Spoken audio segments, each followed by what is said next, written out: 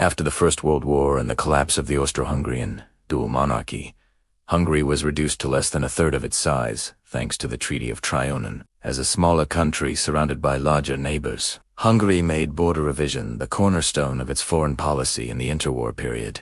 This would not be easy, as Hungary faced resistance from the Little Ant, an alliance of Czechoslovakia, Romania, and Yugoslavia. With the backing of France, Hungary began strengthening its ties with Germany, which it saw as its best chance to revise. Trianon, despite Berlin's expansionist goals, clashing with Budapest's territorial aims. At first, Hitler was reluctant to support Hungarian revisionism, fearing it would strengthen the Little Ant, complicate his plans to conquer Czechoslovakia. But the late 1930s changed everything. After taking over Austria in 1938, Hitler courted Hungary's support for his move against Czechoslovakia. Hungary was hesitant to risk war, but its support paid off. Through German-Italian arbitration, Hungary gained nearly 12,000 kilometers, or 7,457 square miles, of southern Slovakia in what became known as the First Vienna Award. After Hitler dismantled Czechoslovakia in the region of Carpatho, Ukraine declared itself an independent republic and appealed to Germany for recognition and support. German officials did not reply, and the short-lived state was invaded by Hungary, crushing all local resistance by March 18, 1939.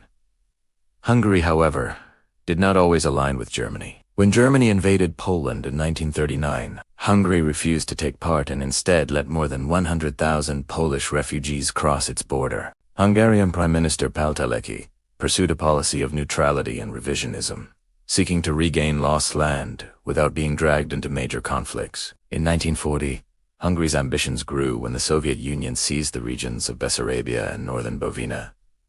From Romania, Hitler called for Hungarian-Romanian negotiations, which resulted in the Second Vienna Award. Hungary gained 43,000 kilometers of northern Transylvania. To secure its position, Hungary signed the Tripartite Pact with Germany, Italy, and Japan on November 20, 1940.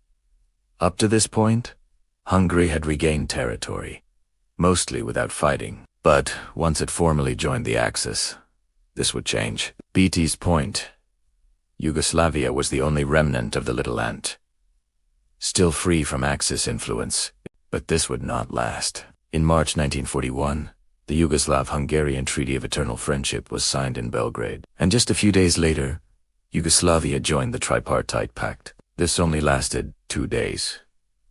On March 27th, a Yugoslav coup, Deda overthrew the regency, led by Prince Paul, and 17-year-old King Peter II took full power. The coup triggered plans for the German-led Axis invasion of Yugoslavia, and Hungary was pressured to join. Unwilling Hungarian Prime Minister Polki took his own life with a pistol on the night of April 3, 1941. His suicide note said, "We broke our word out of cowardice. The nation feels it, and we have thrown away its honor. We have allied ourselves with scoundrels." Nonetheless, the invasion went ahead with Hungary taking part. The Yugoslav army crumbled quickly under German firepower, and Hungarian troops soon crossed the border. A few days after the German attack began, Hungary regained the regions of Vojvodina, the Banana Triangle, and Maracos while facing little resistance from the overwhelmed Yugoslavs. As a result of the invasion, Britain broke off diplomatic relations with Hungary, but did not declare war, likely because of Teleki's suicide. The Hungarian authorities divided the occupied population into two groups: those living in the region before 1918, and those who had arrived in the interwar years. To reverse this, they pursued their own ethnic policies, which expelled Yugoslavs and redistributed land to Hungarians. Hungarian political parties and patriotic organizations were encouraged, while Serbs, Croats, Jews, and Romani faced systematic discrimination in education and culture. The Jewish population of the occupied territories was subjected to forced labor. Ethnic Germans also faced discrimination,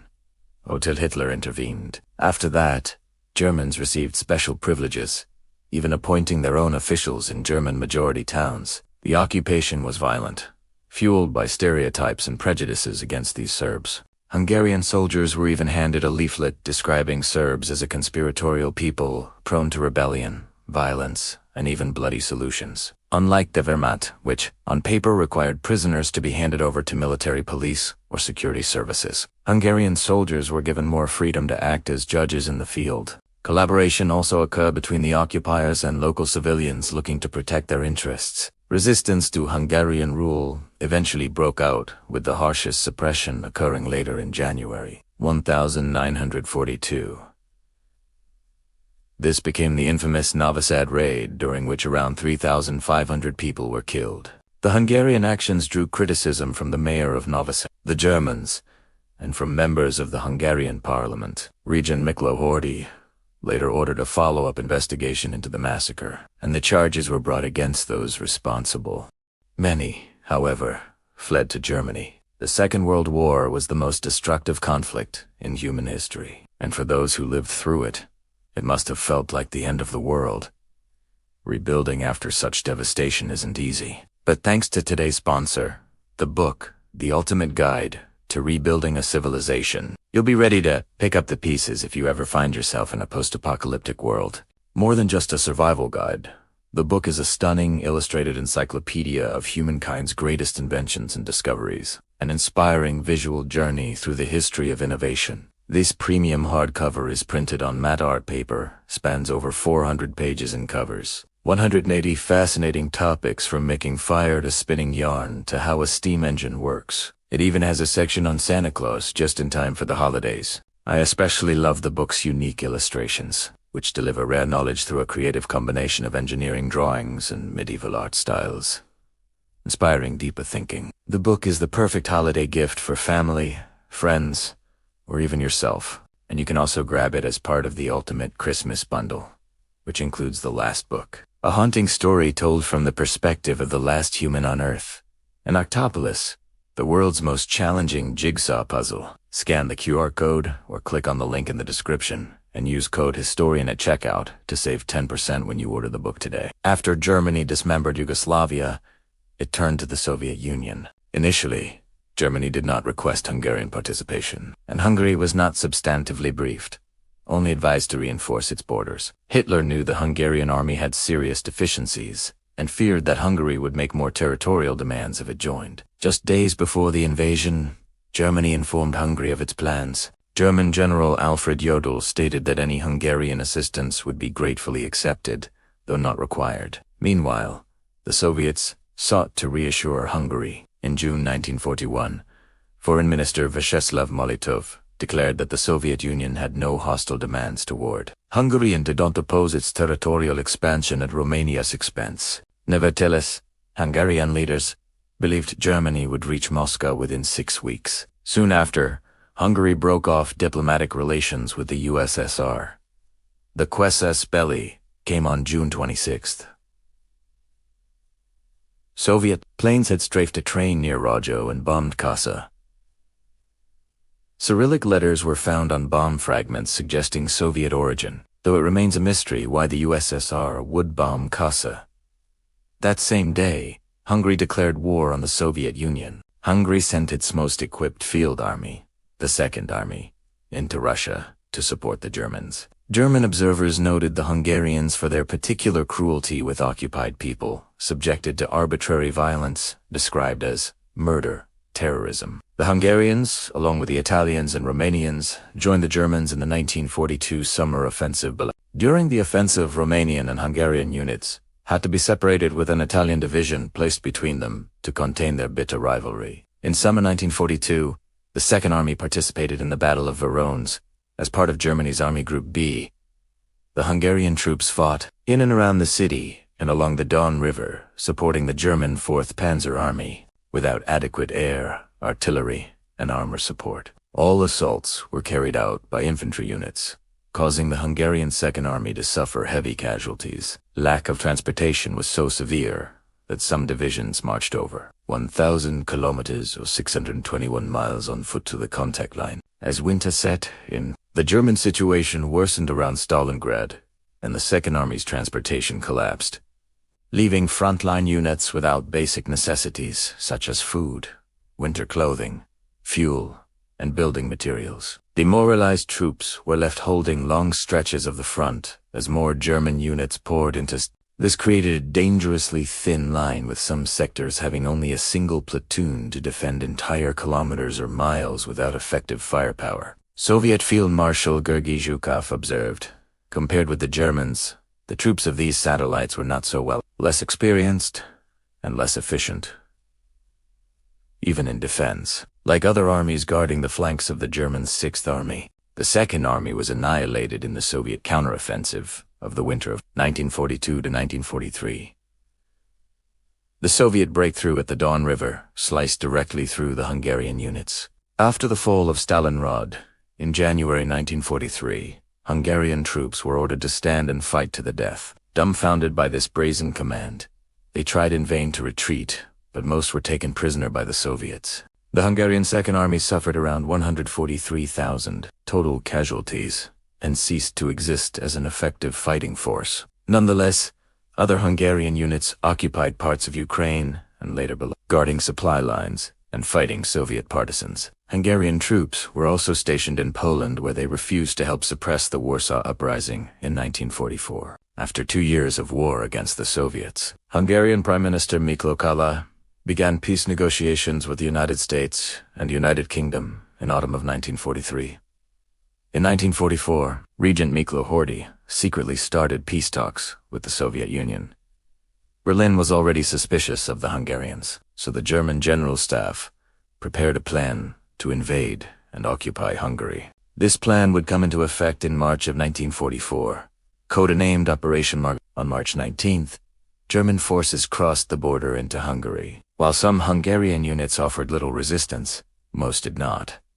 In some places, the Germans were even received warmly, due to confusion about Germany's true intentions. Horthy was allowed to maintain his position as head of the Hungarian government. In May 1944, the Nazi administration alongside the Hungarian Jarm began transporting Hungarian Jews to Auschwitz. Under pressure from Allied contacts and the Pope, Horthy used his remaining influence to discontinue the transports and later arranged an armistice with the Soviets. In response, the Germans launched Operation Panzer. Ord was taken into custody by the SS and was demanded to resign and appoint Székely of the Fascist Erőszak Party as prime minister. Initially, Horthy refused, but finally gave in when the Germans threatened his family. Up to this point, Jews had been relatively safe in Hungary. But this changed with Székely and Erőszak in power. Thousands of Jews were rounded up and deported to Auschwitz. In Budapest, Jews were taken from the ghetto, lined up on the riverbank, and shot so that their bodies fell into the Danube. Székely attempted to increase deportations of Jews, but Germany's rapidly disintegrating communication lines largely prevented this from happening. Nonetheless, even with the Erőszak Party at the helm, Hungary's Eastern Front situation continued to deteriorate as the Soviets broke the Germans in the south and entered Romania, which promptly switched sides. In late 1944, the Red Army and its Romanian allies launched a series of major battles in Romania and Hungary, pushing back German and Hungarian forces. By October, Hungary had become a battlefield. Soviet forces were fighting through fierce German-Hungarian counterattacks to capture crippling Axis defenses and opening the road to Budapest. Applause in late December 1944, Budapest became heavy fighting erupted throughout the city as the Red Army began its assault. Nearly 33,000 German and 37,000 Hungarian soldiers, as well as over 800,000 civilians, were trapped within the city. Refusing to authorize a withdrawal, Adolf Hitler had declared Budapest a fortress city which was to be defended to the last man. The defense was to be led by Waffen-SS General Karl Pfeffer. On December 26th, the Soviets encircled the city as street fighting began. During the night of December 28th, the Second and Third Ukrainian Front contacted the besieged German and Hungarians by radio and loudspeakers, promising to provide humane surrender conditions and to not mistreat prisoners. The next day, 2 groups of Soviet emissaries appeared to negotiate. What exactly happened to them later is unclear, but both leaders of the groups died. Germans utilized the lull in the fighting to strengthen the city's defenses, peppering it with barricades and tank traps, and fortifying buildings and houses. Nonetheless, the start of 1945 provided no initial respite as sharp attacks were launched toward Sas Hill in the southwest and Matthias Hill in the northwest. The Soviet offensive began in the eastern suburbs, advancing through the area of Pest, making good use of broad central avenues to speed up their progress. The German and Hungarian defenders, overwhelmed, tried to trade space for time and slowed down the Soviet advance. They ultimately withdrew to shorten their lines, hoping to take advantage of the hilly geography of Buda. In response, Hitler ordered the 4th SS Panzer Corps to relieve Budapest, commanded by SS General Herbert Gelle, and fielding 200 tanks and 60,000 men. It was one of the largest strategic reserves that the Germans possessed, with Western Hungary serving as Germany's last vital source of oil. Hitler even prioritized the operation over reinforcing Poland against an imminent Soviet offensive. The counter-offensive began from the German base at Komaron, pushing southeast toward Bichka and Budapest. With rare support from the now depleted Luft, Gelle's forces advanced over the following days to Bichka, reaching within only a few dozen kilometers of Buda. Unfortunately for the Germans, the attack bogged down due to the terrain and Soviet reserves. BD's point, the defenses of the Buda Bridge had solidified and were based on several strong points: the embankment, Buda Castle Beresh Ready Cemetery, and Sas Hill. In Pas, the Allied Romanian army reached Rakos Creek while the Soviets took about 200 city blocks on January 1st. Over the next few days, the defenses stiffened, but deep thrusts into Pest caused the Germans to pull back even further. As a result of the compression of the encirclement, the struggle for the city increased in intensity, with the Soviets advancing through holes blasted in buildings, instead of along the narrow streets swept by the German guns. Fighting even broke out in the sewers, as both sides used them to hide troop movements. With fierce house-to-house fighting going on, fires could not be put out, and the dead could not be buried, which led to the whole city being covered with a nauseating stench of decay, death, and burning bodies. German tanks tried to fight in the open spaces and parks, but they ran out of fuel and ammunition. By the 17th, the defenses in Pest had been split into 3, and the Germans decided to retreat across the Danube and blow the bridges. The Axis held a front line running from Matthias Hill in the north through Varosair to the Manuel's railway embankment to the south, with some new reinforcements arriving from the east side of the river. Non teles. The German 4th SS Panzer Corps struck again in the south of the city over the morning of January 18th.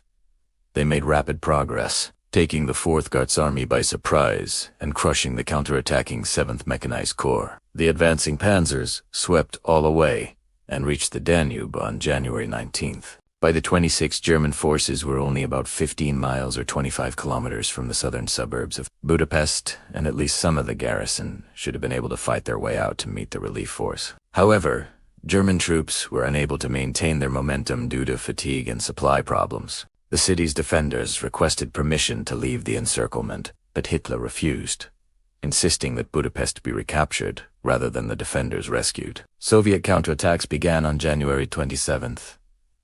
On the first day, the Germans destroyed 122 Soviet tanks, but were ultimately forced back to their starting positions.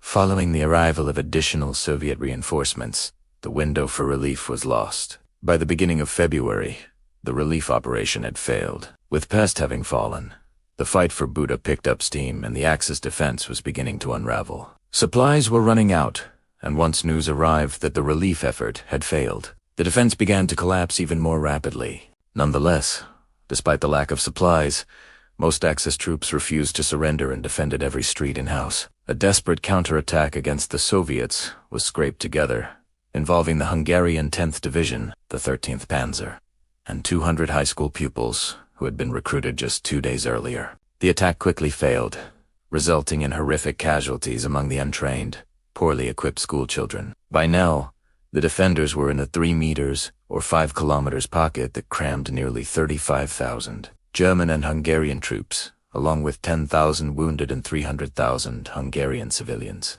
On February 5th, Hitler refused a request from the Huda garrison to try and break out. Even if the garrison was down to its last ammunition and holed up in 2 pockets, neither of which was large enough to receive airdrops. Unsurprisingly, the Soviets took strongpoint after strongpoint, day after day in the city, taking all of southern Buda except for the citadel. Despite Hitler's orders, on the morning of the 11th, Beer van Borg ordered a breakout. The breakout was to begin at nightfall, attacking along a half-mile or 1 kilometer front in 3 waves. First, the 13th Panzer and 8th SS Cavalry, followed by the 60th Panzer Grenadier Division and remnants of the 22nd SS Cavalry Division. Then finally, the walking wounded, baggage trains, and civilians. That night, they tried to break out, but huge crowds clogged the streets, preventing many troops in the first wave from reaching the front.